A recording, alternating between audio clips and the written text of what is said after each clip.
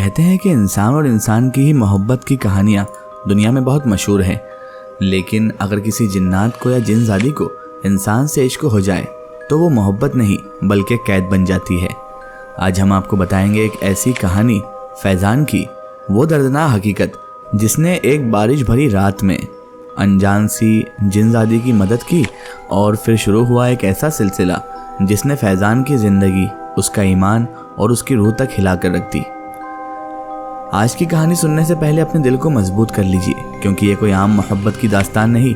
ये कहानी है एक इंसान और एक जिनज़ादी की, एक ऐसी मोहब्बत की जो नामुमकिन थी और एक ऐसी रात की जब नेकी का बदला रहमत नहीं बल्कि इम्तिहान बन गया। दोस्तों, अगर मैं आपसे कहूँ कि जिनज़ादी की आपने ऐसी ऐसी कहानियाँ सुनी होंगी जिसमें आपने देखा होगा कि गरीब लड़के को जिनज़ादी से मोहब्बत हुई और जिनज़ादी ने उसकी ज़िंदगी बदल दी, लेकिन हर बार हर केस में ऐसा नहीं होता। दोस्तों, ये बात है लखनऊ में टैक्सी चलाने वाले फैज़ान की। फैज़ान के लिए उस एक रात की नेकी उस पर ऐसी भारी पड़ेगी ये उसने कभी ज़िंदगी में नहीं सोचा था। ये कहानी थी उसकी आखिरी सवारी की, उस लड़की की और एक ऐसी मोहब्बत की जो नामुमकिन थी। रात के तकरीबन 3 बज रहे थे। लखनऊ की सड़कों पर सन्नाटा छाया हुआ था। हवा में बारिश के बाद मिट्टी की खुशबू फैली हुई थी। फैज़ान अपनी टैक्सी में घर लौट रहा था। वो अपनी माँ के ऑपरेशन के बारे में भी सोच ही रहा था, जिसके पैसे उसे जमा करने के लिए देर रात तक काम करना पड़ता था। उसने गाड़ी एयरपोर्ट के पीछे वाली लंबी सुनसान सड़क पर मोड़ दी। वहाँ स्ट्रीट लाइट्स बहुत कम थी, जो गीली सड़क पर थोड़ी थोड़ी रोशनी डाल रही थी। ऐसी ही एक रोशनी में उसने उसे देखा। सड़क के किनारे एक लड़की खड़ी थी जो बारिश में पूरी तरह भीग चुकी थी और ठंड से कांप रही थी। जैसे ही फैज़ान ने गाड़ी धीमी की तो हेडलाइट की रोशनी उस लड़की पर पड़ी। वो बहुत ही खूबसूरत थी और उसकी बड़ी बड़ी आंखों में बहुत दर्द था। उसके कपड़े भीगकर जिस्म से चिपक चुके थे। वो बहुत अकेली और लाचार लग रही थी। पहले तो फैज़ान ने सोचा कि गाड़ी ना रोके, क्योंकि इतनी रात को सड़क महफूज नहीं थी, लेकिन उस लड़की का डरा हुआ और सहमा हुआ चेहरा देखकर उसका ज़मीर नहीं माना। उसने गाड़ी किनारे की और शीशा नीचे किया और नरमी से पूछा, बहन आप ठीक तो हैं? इस वक्त यहाँ क्या कर रही हैं? उसकी आवाज़ सुनकर वो डर गई। मेरी गाड़ी ख़राब हो गई है और फ़ोन भी बंद है, उसने कांपती हुई आवाज़ में कहा। मैं यही पास में रहती हूँ, लेकिन क्या करूँ? क्या आप मुझे घर छोड़ देंगे? फैज़ान को उस पर तरस आ गया। उसने दरवाजे को लॉक खोला। हाँ ज़रूर, अंदर बैठ जाइए, वरना आपको ठंड लग जाएगी। वो एक पल के लिए रुकी, फिर जल्दी से पिछली सीट पर बैठ गई। उसके साथ ठंडी हवा का एक झोंका भी गाड़ी में आ गया था। वो कोने में सिमट कर बैठ गई और पास के एक पुराने मोहल्ले का पता बताए रास्ते भर खामोशी रही। फैज़ान ने गाड़ी का हीटर थोड़ा चला दिया। वो शीशे में देख सकता था जो अंधेरे में धुंधला सा नजर आ रहा था। उसने कोई सवाल नहीं पूछा और चुपचाप गाड़ी चलाता रहा। जब वो उसकी बताई गई गली में पहुंचा तो उसने एक बड़े पुराने से गेट की तरफ इशारा किया, बस यहीं रोक दें आप। फैज़ान ने गाड़ी रोक दी। इससे पहले कि वो किराए के बारे में कुछ कहता, उसने दरवाज़ा खोल लिया। आपका बहुत शुक्रिया, उसने धीमी आवाज़ में फैज़ान को कहा। आपकी नेकी के लिए शुक्रिया। ये कहकर वो गाड़ी से उतरी और गेट के अंदर गायब हो गई। गेट उसके पीछे एक हल्की सी आवाज़ के साथ बंद हो गया। फैज़ान कुछ देर हैरान सा बैठा रहा। उसने घर को ठीक से देखा भी नहीं था। फिर वो मुस्कुराया। उसे किसी की मदद करके अच्छा महसूस हो रहा था। उसने गाड़ी मोड़ी और घर की तरफ चल पड़ा। वो सोच रहा था कि वो जल्द ही उस लड़की के चेहरे को भूल जाएगा, लेकिन वो गलत था। वो चेहरा तो अब उसके दिल और दिमाग पर बसने वाला था। उस रात फैज़ान गहरी नींद में सोया, लेकिन उसने एक अजीब सा ख्वाब देखा। उसने खुद को उसी सड़क पर खड़ा पाया जहां वो लड़की मिली थी, मगर अब वहां बहुत घनी धुंध थी और शहर की कोई आवाज़ नहीं आ रही थी। रोशनी सिर्फ एक टिमटिमाते हुए स्ट्रीट लैंप से आ रही थी। उसने अपने आसपास किसी के होने का एहसास किया। उसने मुड़कर देखा तो वो एक वही लड़की थी, मगर अब वह डरी हुई या भीगी हुई नहीं थी। वो बड़े आराम से खड़ी थी और उसके कपड़े बिल्कुल सूखे थे। उसके जिस्म से एक हल्की रुपहली रोशनी निकल रही थी। उसकी आंखों में डर की जगह एक अजीब सी समझदारी थी। उसने आवाज़ दी, फैज़ान, फैज़ान। उसकी आवाज़ अब कांप भी नहीं रही थी, बल्कि बहुत साफ और सुरीली थी। फैज़ान कहने लगा, आप मेरा नाम कैसे जानती हैं? फैज़ान ने जैसे ही उससे ये पूछा तो फैज़ान का दिल अब ज़ोर ज़ोर से धड़कने लगा था। उस पर अजीब सा डर भी तारी हो चुका था। वो मुस्कुराई और कहने लगी, मैं तुम्हारे बारे में बहुत कुछ जानती हूँ फैज़ान। फैज़ान, मैं आज रात तुम्हें परख रही थी। ये सड़क 2 दुनियाओं के मिलने की जगह है। उसने बताया, मैं रात को अकेले सफ़र करने वालों को देखती हूँ। मैं खुद को मजबूर दिखाती हूँ, ताकि उनके दिल की नीयत जान सकूं। अगर तुमने मुझे बुरी नज़र से देखा होता या मेरा फ़ायदा उठाने की कोशिश की होती तो मैं तुम्हें ऐसी दहशत दिखाती कि तुम सोच भी नहीं सकते थे। मैं तुम्हें हमेशा के लिए इस धुंध में कैद कर लेती। फैज़ान ये सुनकर बहुत डर गया। लेकिन तुम तो एक अच्छे इंसान निकले फैज़ान। वो एक कदम करीब आई। हवा में चमेली की खुशबू फैल गई। तुमने मुझे इज्जत दी फैज़ान। तुम्हारा दिल बहुत साफ है और तुम्हारी इस बात ने मुझे तुम्हारा दीवाना बना दिया है। एक जोर के झटके से उसकी आंख खुल गई। उसका जिस्म पसीने से भीगा हुआ था। फैज़ान हाँफ रहा था। ऐसा लग रहा था मानो कई किलोमीटर से दौड़ कर आ रहा हो। बाहर से सुबह की अजान की आवाज़ आ रही थी। ये बस एक ख्वाब था, उसने खुद को समझाया। शायद थकान की वजह से आया होगा और वो लड़की को मैंने छोड़ा था। हो सकता है इसी वजह से मुझे ये अजीबोगरीब ख्वाब आया। वो उठा और दिन के कामों में लग गया। उस ख्वाब को भूलने की कोशिश करते हुए बहुत सारी उसने इधर उधर की बातें की। लेकिन जब वो अपनी गाड़ी साफ़ करने गया तो उसे एक ऐसी चीज़ मिली जिसने ख्वाब को हकीकत बना दिया। पिछली सीट के फर्श पर ठीक उसी जगह जहां वो लड़की बैठी थी, चमेली का एक ताज़ा फूल पड़ा था। वो खुशबूदार था और बिल्कुल सूखा था। उस दिन के बाद फैज़ान की ज़िंदगी बदलने लगी। शुरू में तो सब अच्छा था। उसकी पैसे की तंगी दूर होने लगी। उससे अच्छी अच्छी सवारियां मिलने लगी। कभी कोई अमीर आदमी उसे पूरे दिन के लिए बुक करता और ज़्यादा पैसे देता। कभी कोई बुजुर्ग औरत थोड़ा सा सामान उठाने पर ही उसे बहुत सारी दुआएं और पैसे दे देती। ऐसा लगता जैसे उसकी टैक्सी पर कोई मेहरबान हो गया है। उसे हर वक्त अपने आसपास किसी की मौजूदगी का एहसास भी होने लगा था। यह एहसास डरावना नहीं था, बल्कि ऐसा लगता था जैसे कोई उसकी हिफाजत कर रहा हो। अगर कोई ड्राइवर उसे गलत तरीके से ओवरटेक करता तो थोड़ी दूर जाकर उसकी गाड़ी खराब हो जाती। अगर कोई सवारी किराए पर ज़्यादा बहस करती तो वो अपना बटुआ गाड़ी में ही भूल जाती। उसने हर वक्त चमेली की खुशबू अपने आसपास महसूस की। उसे अब हर वक्त चमेली की खुशबू आने लगी। खाते हुए, गाड़ी चलाते हुए, नमाज पढ़ते हुए, अकेले में, हर वक्त अब उसे चमेली की खुशबू का एहसास होता और उसे ऐसा लगता जैसे कोई हंस रहा हो। उसके आसपास उसे एक नौजवानी हंसी सुनाई देती। जब वो थका होता तो उसे अपने कंधे पर एक नरम ठंडे हाथ का एहसास होता।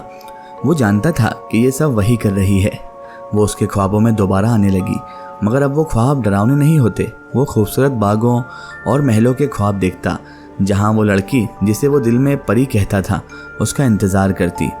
वो उसे अपनी दुनिया के बारे में बताती, जहाँ कोई दुख, बीमारी या गरीबी थी ही नहीं। उसने बताया कि वो अब फैज़ान को बहुत पसंद करने लगी है। कहती, मेरे साथ रह जाओ ना फैज़ान। वो ख्वाब में कहती, मैं तुम्हें हर खुशी दूंगी। तुमने कभी किसी चीज़ की कमी नहीं होगी, बस मुझे अपना लो। लेकिन फैज़ान बहुत डर गया था। वो एक मजहबी इंसान था और जानता था कि ये सब गलत है। दो अलग दुनियाओं के अलग अलग मखलूक एक कभी नहीं हो सकती। उसकी मोहब्बत जो पहले एक इनाम लगती थी, अब उसे एक कैद महसूस होने लगी थी। उसकी सेहत खराब होने लगी। आंखों के नीचे हल्के हल्के गहरे दाग पड़ गए थे और वज़न कम हो गया था। ख्वाब में वो अब अपने आप को उस जिनजादी से हम बिस्तर होते हुए देखता था। वो उसे पूरी तरह से यूज़ करती और उसके बाद उसे छोड़ देती। फिर दूसरे दिन वही कहानी। हर रोज़ वो अपने जिस्म को नुचवा रहा था और वो जिनजादी उसे नोच नोच कर खाए जा रही थी। वो हर वक्त खोया खोया रहने लगा था। अब वो मौजूदगी हिफाजत करने वाली नहीं, बल्कि हक जताने वाली बन गई थी। ऐसा लगने लगा था जैसे वो किसी बंदिश में है और उस पर उसने पूरी तरह से काबू कर लिया है। एक दिन उसने यूनिवर्सिटी की एक स्टूडेंट को गाड़ी में बिठाया। उन दोनों में थोड़ी बातचीत हुई। उस रात ख्वाब में वो जो जिनजादी थी वो बहुत गुस्से में थी। कहने लगी, कौन थी वो लड़की? उसने गुस्से से पूछा। उसकी आंखें चमक रही थी। कहने लगी, फैज़ान, तुम्हारा दिल सिर्फ मेरा है। अब फैज़ान की बर्दाश्त खत्म हो गई थी। ये अब ख्वाब नहीं था। उसके बाद फिर से उसने उसके साथ ज़बरदस्ती करने की कोशिश की और ये एक ऐसा इश्क बन चुका था जो उसकी जान ले रहा था। वो समझ गया कि अगर उसने अब इसका खिलाफ कोई कार्रवाई नहीं की तो वो बर्बाद हो जाएगा।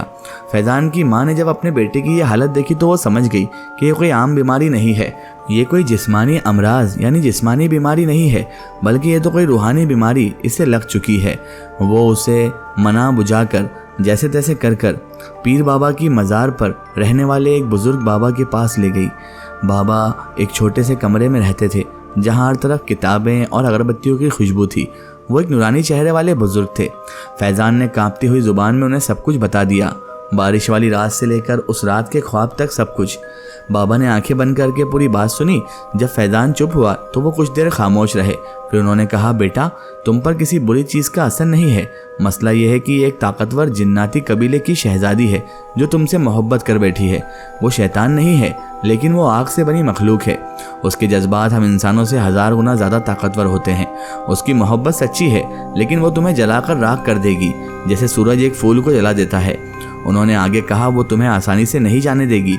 तुम्हें उसे खुद ये दिखाना होगा कि तुम इस मिट्टी की दुनिया के हो और वो आग की। तुम्हें ये रिश्ता तोड़ना होगा। बाबा ने फैज़ान को एक ताबीज़ दिया, इसे पहन लो। अगर वो तुम्हें छूने की कोशिश करेगी तो ये उसे तकलीफ देगा, लेकिन असली लड़ाई तुम्हें अपने दिल से लड़नी है। मैं तुम्हें कुछ आयतें देता हूँ, सूरज डूबने के बाद इन्हें पढ़ना शुरू कर देना और रुकना मत, चाहे कुछ भी हो जाए। वो तुम्हें रोकने की बहुत कोशिश करेगी बेटा, मगर तुम हिम्मत मत हारना। फैज़ान दिल में उम्मीद और डर लिए वापस घर लौट गया। उसने तावीज़ पहन लिया। रात होते ही वो नमाज पढ़ने वाली चटाई पर बैठ गया और आयतें पढ़ना शुरू कर दी। फौरन ही कमरे का माहौल बदल गया। हवा अचानक भारी लगने लगी। चमेली की खुशबू इतनी तेज़ हो गई कि सांस लेना मुहाल था।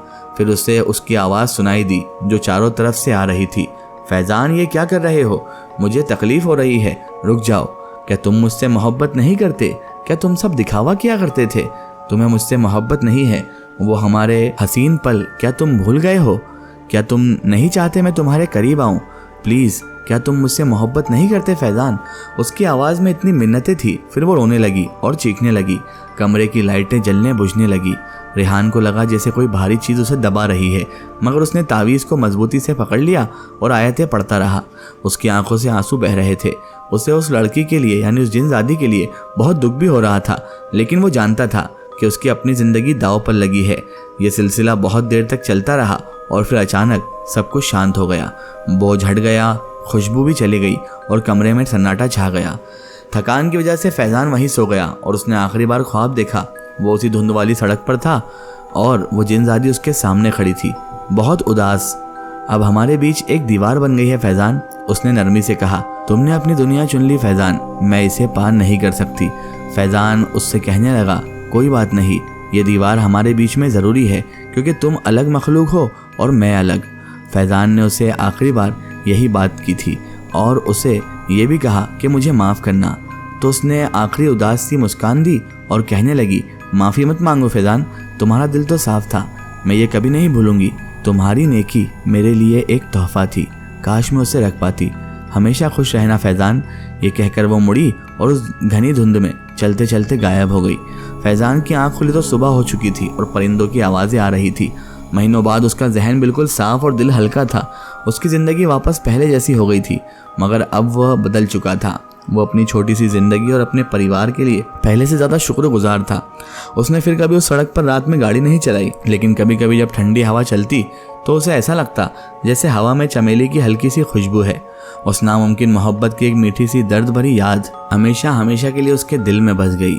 दोस्तों, फैज़ान की कहानी ऐसी कहानी थी जिसने कई लोगों को सीख भी दी और कई लोगों को ये भी बताया कि जिनज़ादी हकीकत में एक वजूद रखती हैं।